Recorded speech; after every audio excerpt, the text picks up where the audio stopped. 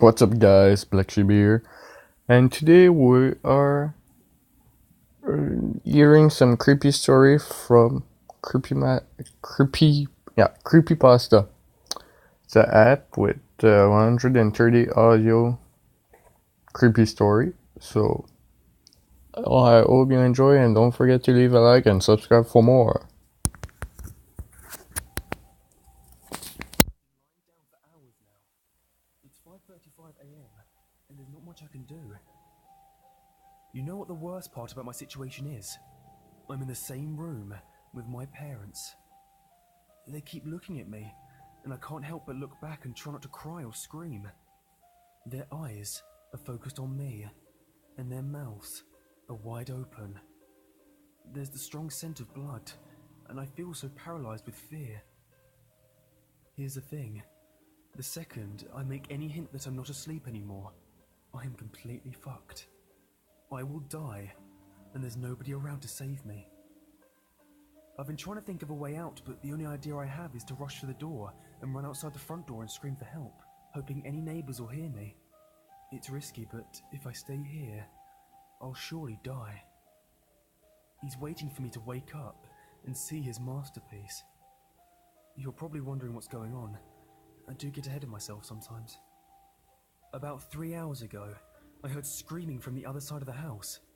I got up and went to check on the noise, before realizing I'd used the bathroom. Instead of doing the smart thing and investigating, I used the bathroom first. I could have gotten myself killed right then and there from my stupid actions. But I actually did my business and took a peek outside the bathroom. There was blood on the carpet. I got very worried and ran back to my room, hiding under my sheets like the pussy I was. I tried to convince myself to go back to sleep, that it was just some really vivid dream or something. But I heard my bedroom door open. Like the terrified child I was, I peeked from under my blankets to see what was going on. I could see something dragging my dead parents into the room. It wasn't human, I can tell you that. It was hairless, with no eyes and no clothing. It walked like a caveman, with its back slouched as it dragged my parents. But this thing was much smarter than any caveman. It was aware of what it was doing. It propped my dad up on the edge of my bed and made him face me. It then sat my mother down in a chair and positioned her towards me as well. It then started rubbing its hands upon the wall, staining them with blood, and then drew a circle with a devil's pentagram in it. This thing had made what it would probably call a masterpiece. To finish it off, it scribbled a message onto the wall that I couldn't read in the darkness. It then positioned itself under my bed, waiting to strike. The scariest thing now is that my eyes have adjusted to the darkness since then, and I can read the message on the wall. I don't want to look at it, because it's terrifying to think about, but I feel like I need to see before I'm killed. I peek at the creature's masterpiece. I know you're awake.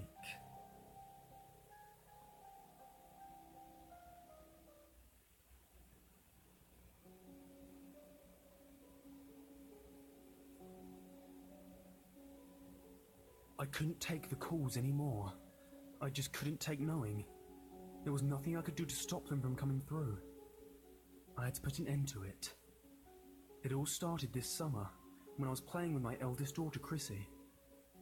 My kid absolutely loved toy cars, so I gave her my Matchbox collection, which I'd kept in the attic since my childhood. She was driving some farm animals around on the hood of my most prized possession, a classic fire truck with all its original parts and an unblemished paint job, when she suddenly stopped our caravan halfway to Mount Marshmallow Snowflakes, also known as the white leather couch in the corner. "Daddy," she said, her voice sweet and innocent. "Yes, honey," I replied. "Daddy, don't answer the phone," she told me. Having not heard my phone ringing, I wasn't sure what she meant by this. She'd probably seen the screen of my smartphone lighting up from the incoming call. I had a tendency to forget to unmute the thing after meetings at the office. I guess that Chrissy didn't want our playtime to end, so I assured her Daddy wasn't going anywhere and left the phone alone. She smiled and we continued our game. Later, I checked my call history, but discovered that there hadn't been any incoming calls. I didn't really give it much thought, to be honest. A few weeks later, the same thing happened while we were playing doctor and giving Mr. Fuzzy Wuzzy his annual checkup. Chrissy looked up towards the kitchen and dropped her stuffed bear. "Daddy, don't answer the phone," whispered Chrissy in a frightened tone. This time, I chose not to heed her warning. I got up and checked my smartphone right away. No incoming calls. Following Chrissy's gaze, I realised that she was actually looking at the old telephone on the kitchen wall. We had disconnected the landline and unplugged it years ago. My wife had been asking me to take it down the day I'd cancelled our residential phone service. We had both gotten cell phones and wanted to put the money towards something more useful. The bulky white device was screwed into the wall. I kept forgetting to dismount it whenever I had my tools out, and I was too lazy to get them from the garage for such a menial task. I'm shocked my wife didn't wind up removing it herself, since it bothered her so much. "Honey, that's not a real phone. No one's calling," I told Chrissy, ruffling her hair. It took Chrissy a few moments, but she eventually went back to playing as though nothing had happened. It was probably some kind of new game she had learned in school or something. She was 7 and had a bunch of imaginary friends. Maybe she'd gotten into an argument with Princess Pufflecakes and didn't want to take her call. I didn't worry about it too much.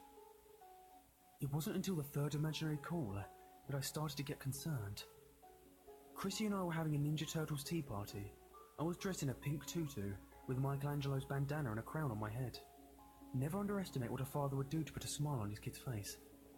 I got up to get more juice. Chrissy grabbed me by my frilly skirt, looking absolutely terrified. "Daddy, don't answer the phone," she pleaded. There was something in her eyes that compelled me to put an end to her weird game. She really looked freaked out. I no longer thought she was playing some sort of reverse psychology Simon Says. If she was making it up, why did she look so genuinely worried? "It might be important, sweetheart, don't worry. Daddy will tell those evil telemarketers to leave you alone," I playfully replied as I snuck out of her grasp. I made my way to the kitchen where I picked up the receiver. I turned towards my daughter to give her a reassuring thumbs up, bringing the receiver to my ear. I fully expected to hear silence. Silence, however, was not what I heard. There was static on the line, which surprised me enough that I pulled the phone away for a moment to look at it in disbelief. When I brought it back to my ear, I heard a voice on the other end. 232, Giandiark Road, Fire, 12, whispered a man tonelessly. "What the fudgesicles?" I answered, perplexed. My wife must have been playing a trick on me. She'd probably convinced Chrissy to help her out so I'd do my job and get rid of the phone. I immediately yanked the cord, and it came flying towards me, hitting me square in the face. I was stunned. It was far too loose to have been in the jack. When I asked my wife about it, she had no idea what I was talking about.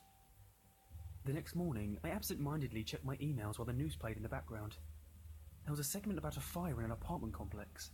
At first, I didn't pay much attention, but then I heard the address. 232 Giandiark Road. 12 residents had perished in the inferno. I nearly dropped my #1 Dad coffee mug on the floor. I didn't know what to do. It was too late to call the police and tell them I'd gotten a creepy warning call about the fire. They'd think I was a nutter or an attention seeker. I took a moment to calm down and rationalise what had happened. It was just a very weird and very scary coincidence. Days later, I was playing Sudoku on the couch when Chrissy walked over, wearing a worried expression on her face. "Daddy, don't answer the phone," she whispered, tears in her eyes. Something in the pit of my stomach told me not to go, but I had to know. I made my way to the kitchen and picked up the receiver. This time, a British-sounding woman spoke to me through the disconnected phone. 15 Veneer Street, Fire, 3, she announced. Logically, you'd think I'd go to the police or a fire station to tell them what was going to happen. But here's the thing. I've watched the shows, so I know how these things pan out. You've got an attractive male protagonist who gets a forewarning, which is accurate. I won the Most Handsome Daddy of the Year award, as decided on my very unbiased daughter on Father's Day last year. I even have the trophy to prove it. The protagonist tells the cops about his predictions. Naturally, the cops accuse him of being the perpetrator. They lock him up, but he gets out on some technicality, rushes to the scene of the would-be crime, and saves the day. He becomes a true hero in the eyes of everyone. Close curtains. Yeah, I'm not that guy. I'm not saying I'm a coward, but look, I've got 2 daughters to care for. I can't go putting myself in dangerous situations where I could realistically wind up dead. I instead bought a disposable phone and used it to call the police. In the past 10 years, there have been a lot of suspicious fires in our city, leading the police to suspect that there's a pyromaniac on the loose. Thus far, he or she has burned down a church, a postal office, an outdoor mall, and a smaller post office inside a mall. I'm going to let you take a wild guess as to what the police officer had to say when I warned him about the potential fire at 15 Veneer Street. If you guessed, he accused you of being the pyromaniac and asked you to turn yourself in. Then you deserve a cookie, because that's exactly what happened. I hung up and tossed the phone in a trash can across town. The next day, I watched as the news crew covered the story. The authorities had sent police officers to investigate what turned out to be an abandoned building. 3 officers had gotten locked in the basement. A fire broke out, and none of them made it out. I felt guilty and powerless. If I hadn't have warned them, the cops wouldn't have, and no one would have died. It was my fault. I couldn't sleep a wink that night, the horrid feeling in my gut eating away at me. The process repeated over the course of the next few months. Chrissy would ask me not to answer the phone. I'd pick it up, and I'd hear a different voice speaking. I'd be given an address, method of death, and the amount of people killed. 89 Oosgrove Avenue, knife, 1. Mrs. Larkin had been stabbed to death during a home invasion. 60 Star Circle, gas leak, 10. The Campbells were enjoying a family reunion and failed to notice a smell of rotten eggs. 79 Jean Jack LaShaw, gun, 3. Maria, Jamie and Alison were shot dead while walking home in the early hours of the morning, and so on and so forth, until I couldn't take it anymore. I remember all their names and faces. I saw them on the news reports. I think about them when I go to bed, knowing there was nothing I could do to save them, but tormented by the fact that I didn't even try. Depression started to creep over me, and I could barely eat or sleep. My wife started to get worried, but I couldn't tell her. I was afraid she'd be disappointed in me for my inaction, so I lied. I told her I was stressed out because of work. A few weeks ago, I'd finally had enough. Unable to keep myself from answering these phantom calls, I decided there was no other option.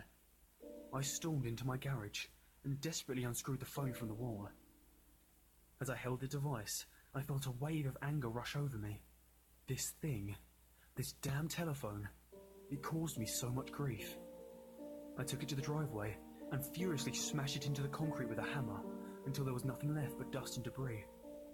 When it was over, I cleaned the mess. The sensation of freedom was euphoric. My whole body tingled as my heavy burden lifted from my shoulders. That night, I made our favourite family meal and dessert to celebrate. My wife was relieved that I'd gotten over whatever it was that was bothering me, and enjoyed that the eyesore in the kitchen had finally been removed. I have a piece of advice for you. If you have a disconnected landline and haven't gotten around to removing it, please take a lesson from me. Get rid of it immediately and, above all else, do not pick up the receiver. My life has returned to normal since I got rid of that wretched phone. As I'm typing this, my wife is giving our youngest daughter a bath. I can hear them singing the bubble bath song and giggling.